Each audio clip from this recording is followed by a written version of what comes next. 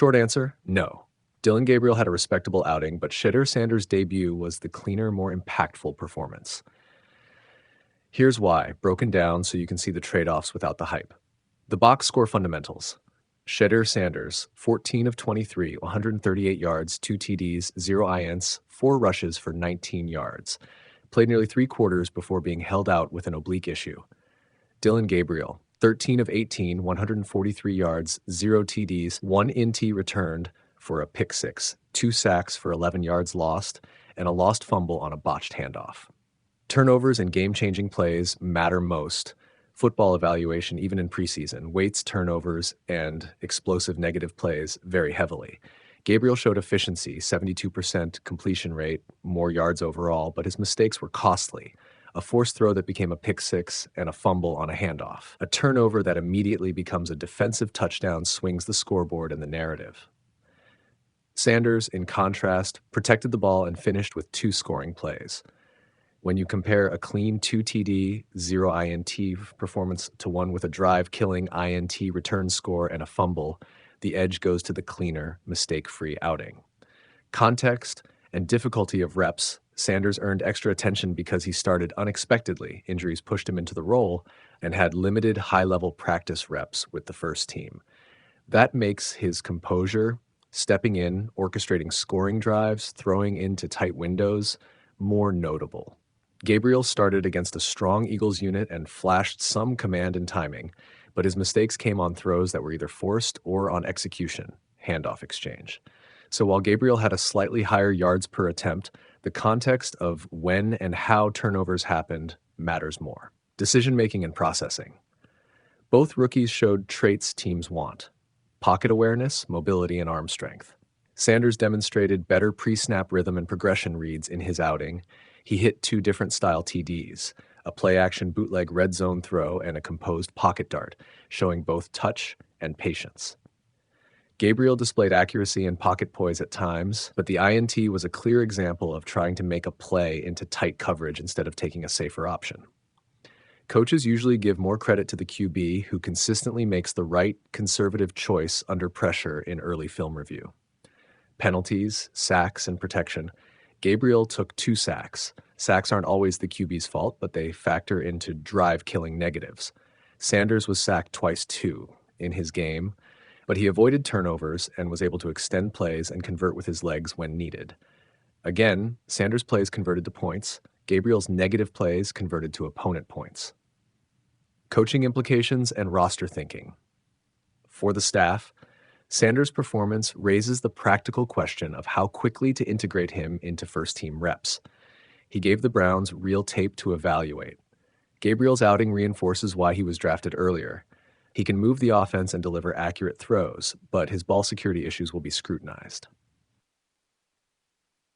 For the roster, Sanders' debut increases the argument to keep him around as a developmental asset and potential QB2-3, but his oblique injury and overall lack of practice reps are real constraints. Gabriel's profile, 3rd-round pick with starting experience potential, still gives him job security if he cleans up turnovers and executes exchanges.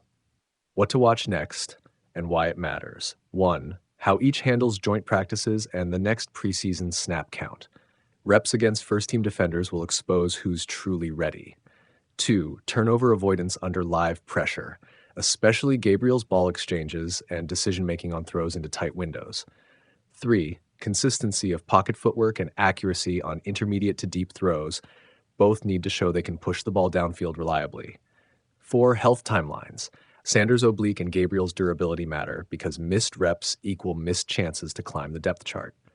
Bottom line. On balance, Sanders' debut was the better one.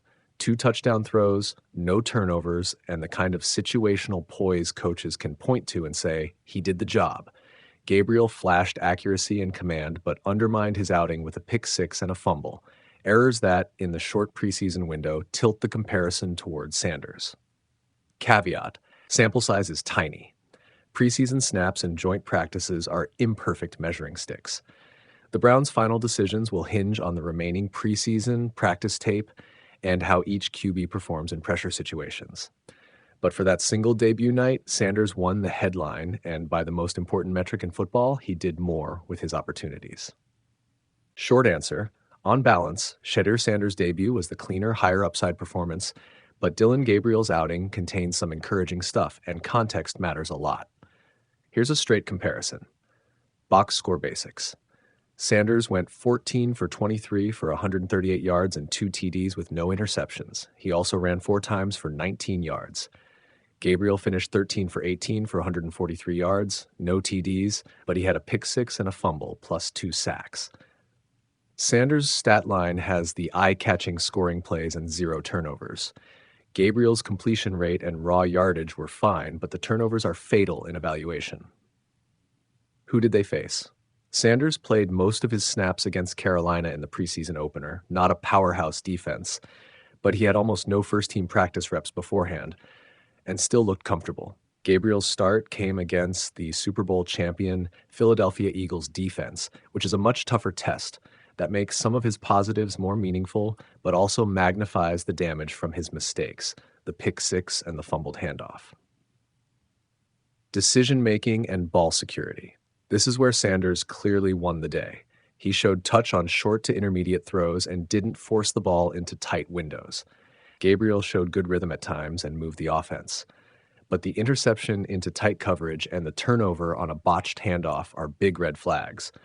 Turnovers outweigh marginally better completion percentage, or a few more yards in most evaluations.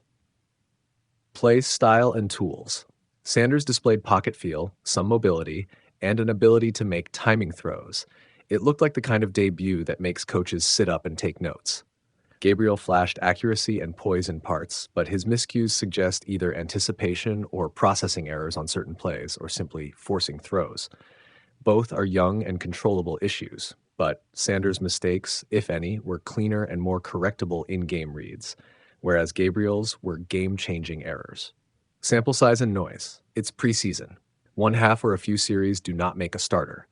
Coaches will weigh practice reps, consistency over the next games, medical availability, and how each fits the offense. Sanders' subsequent oblique strain is unfortunate because it limits his ability to build on the debut. Gabriel's earlier hamstring issues complicate his timeline, too. Bottom line, Sanders' debut is the more positive single-game audition. 2 TDs, no turnovers, composure with little preparation. Gabriel had moments that suggest NFL competence, but his turnover issues in that outing push the ledger to Sanders when comparing debuts head-to-head. Long-term, though, the Browns will care more about who reduces mistakes, stays healthy, and executes the offense consistently in practices and game reps, so both still have plenty to prove.